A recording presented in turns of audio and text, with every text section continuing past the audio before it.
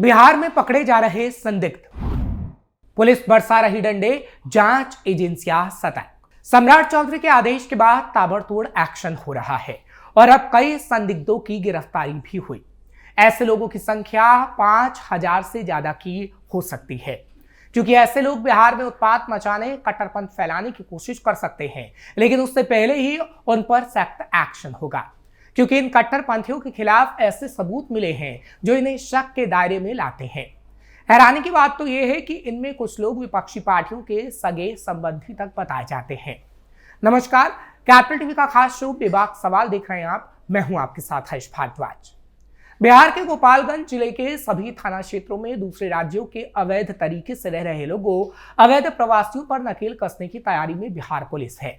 थानों को अपने अपने थाना क्षेत्र में बाहर से आए लोगों, संदिग्ध व्यक्तियों और आपराधिक प्रवृत्ति के लोगों की पहचान कर उनकी विस्तृत सूची तैयार करने के लिए कहा गया है।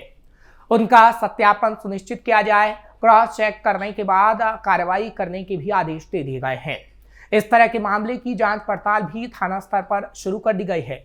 ग्रामीण इलाकों में चौकीदार को लगाया जा रहा है। अमूमन जिले में हजारों की संख्या में ऐसे लोग हैं जो कई क्षेत्रों में हैं। क्या है योजना? वैध प्रवासियों पर नकेल कसने की रणनीति तैयार, दूसरे राज्यों के लोगों की तैयार होगी सूची, फेरी वालों की भी बनाई जा रही सूची, शहर में युवतियों से पूछताछ करती पुलिस मुख्यालय की तरफ से जारी आदेश में स्पष्ट कहा गया है कि थाना स्तर पर एक विशेष अभियान चलाया जाएगा। इस अभियान के तहत प्रत्येक थाना क्षेत्र में दूसरे राज्यों के कितने लोग किराए पर या अन्य कारणों से रह रहे हैं, इसकी एक व्यापक सूची बनाई जाएगी और जो किराए पर रहेगा उसकी पूरी जानकारी थाने में होगी। इसमें व्यक्ति का पूरा नाम, वर्तमान और स्थायी पता, किस राज्य से आया है, यहाँ रहने का कारण जैसे नौकरी, व्यवसाय, शिक्षा और अन्य चीजें, पहचान पत्र का सत्यापन करना भी शामिल है। थाना प्रभारियों को यह सुनिश्चित करने को कहा गया है कि यह सूची जल्द से जल्द तैयार हो जाए और इसको नियमित रूप से अपडेट कराए। सुरक्षा को लेकर किराएदारों का सत्यापन जरूरी। सुरक्षा रणनीति में किराएदारों का सत्यापन भी शामिल है। अक्सर ये देखा गया है कि अपराधी या अवैध प्रवासी पहचान छिपाकर किराए के मकानों में शरण ले लेते हैं। इस पर रोक लगाने के लिए पुलिस ने मकान मालिकों के लिए सख्त दिशा निर्देश जारी किए हैं। मकान मालिकों को निर्देश दिया गया है कि वो किसी भी नए किराएदार को रखने से पहले अनिवार्य रूप से उसकी पूरी जानकारी संबंधित थाने में जमा करवाएं। संदिग्ध लोगों की अलग से तैयार होगी सूची। पुलिस कप्तान अवधेश दीक्षित ने सभी थानों को अपने अपने क्षेत्राधिकार में सक्रिय रहने वाले ऐसे लोगों की भी अलग से एक संदिग्ध सूची तैयार करने का आदेश दिया है। इसमें वो लोग शामिल होंगे जिनका पूर्व में आपराधिक रिकॉर्ड रहा है या जिनकी गतिविधियां संदिग्ध पाई जाती हैं। स्थानीय थाना स्तर पर्याप्त सूचना इकट्ठा करने, मामले में पुलिस मुख्यालय से इसकी सीधी मॉनिटरिंग करने के भी आदेश दिए गए हैं। सम्राट का एक्शन लगातार जारी। कहा जा सकता है कि सम्राट चौधरी के आदेश के बाद यह सब एक्शन देखने को मिल रहा है। इसके अलावा और क्या क्या बिहार में एक्शन हुआ वो भी आपको बताते हैं। बिहार में बुलडोजर एक्शन भी जारी। समस्तीपुर में दूधपुरा बाजार नगर निगम की ओर से आज बुलडोजर एक्शन अभियान देखने को मिला है। अतिक्रमण हटाया गया है। प्रशासन की इस कार्रवाई में 200 से ज्यादा परिवारों की झोपड़ियां गिरा दी गई हैं जो अवैध तरीके से बनाई गई थीं। प्रशासन ने कहा और क्यों चलाया बुलडोजर? दरअसल समस्तीपुर के मंगलगढ़ कोठी के भूस्वामी कृष्ण प्रकाश सिंह केशरी बताते हैं कि प्रशासन की ओर से खाली कराई गई ये जो समस्तीपुर की जमीन है वो उनके पूर्वजों की है। 1993 से लाल झंडे के दम पर लोगों ने कब्जा इससे कर लिया था। कब्जे के खिलाफ उन्होंने 1993 में एसडीओ रोसड़ के यहाँ 145 वाद दायर किया था, जिस वाद में 200 लोग उपस्थित हुए। कोर्ट की प्रक्रिया के बाद साल 2003 में कोर्ट ने फैसला उनके पक्ष में सुनाया।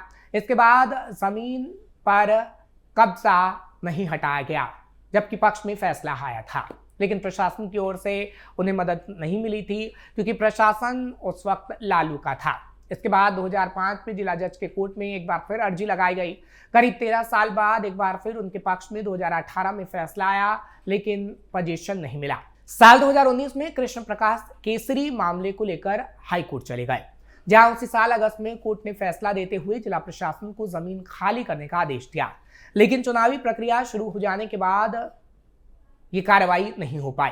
चुनाव खत्म होने के बाद डीएम के पास वो दोबारा पहुंचे, जमीन खाली कराने को लेकर आग्रह किया, जिसके बाद मजिस्ट्रेट की तैनाती के साथ 4 दिसंबर को जमीन खाली कराई गई। हालांकि अभी भी मात्र 70% ही अतिक्रमण हटाया गया है। अतिक्रमण अभियान के कारण लोगों की इनके गन्ने के खेतों में आग तक लगा दी गई थी, लेकिन अब पुलिस जो भी सामने आ रहा है, जिनके नाम सामने आ रहे हैं, जो इस अभियान के खिलाफ हल्ला मचा रहे हैं, उस पर डंडे चला रही है।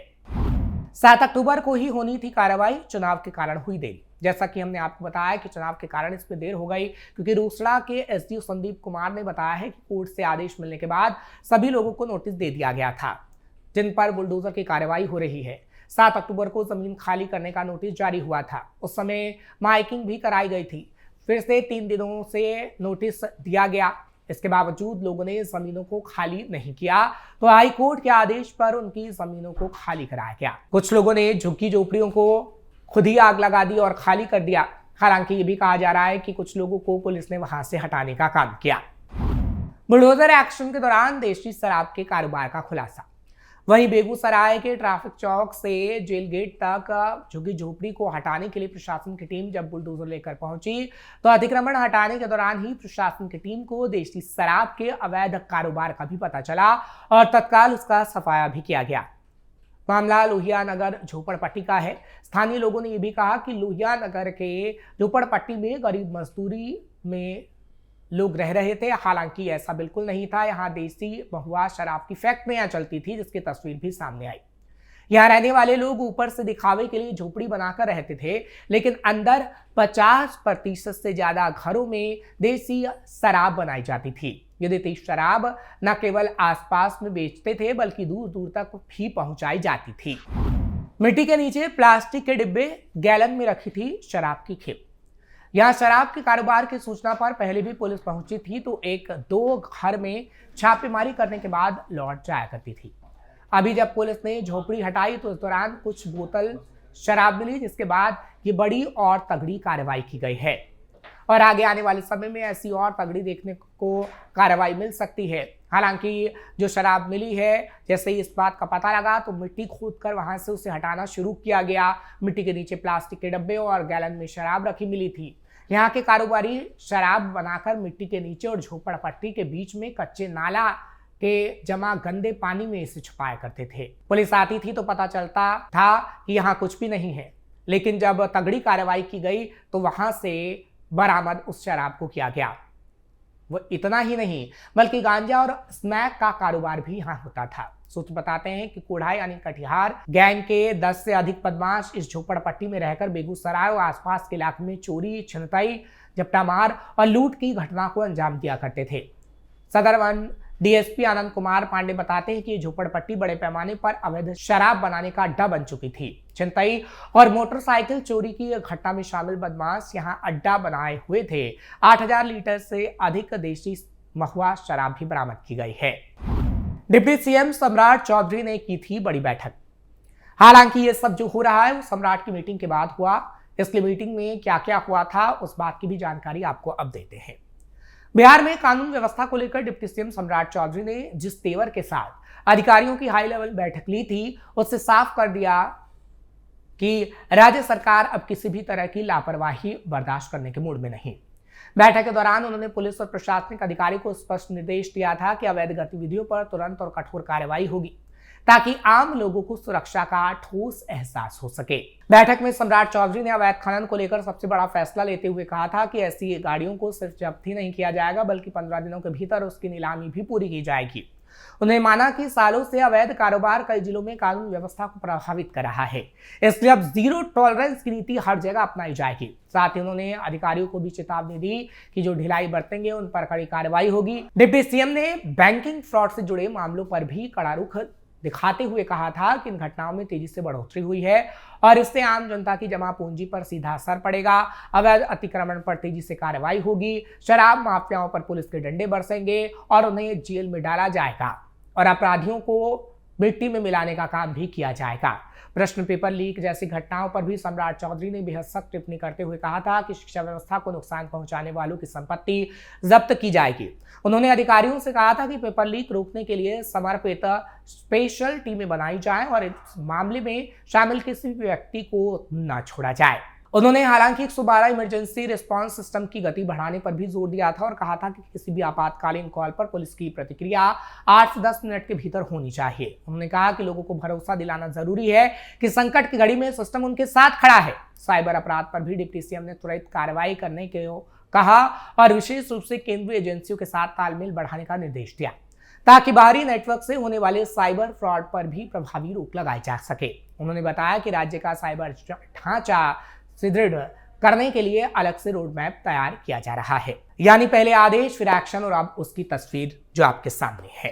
फिलहाल आपको ये खबर कैसी लगी कमेंट सेक्शन में जरूर बताएं। खबर को लाइक शेयर करें, कैपिटल टीवी को सब्सक्राइब करना मत भूलिएगा।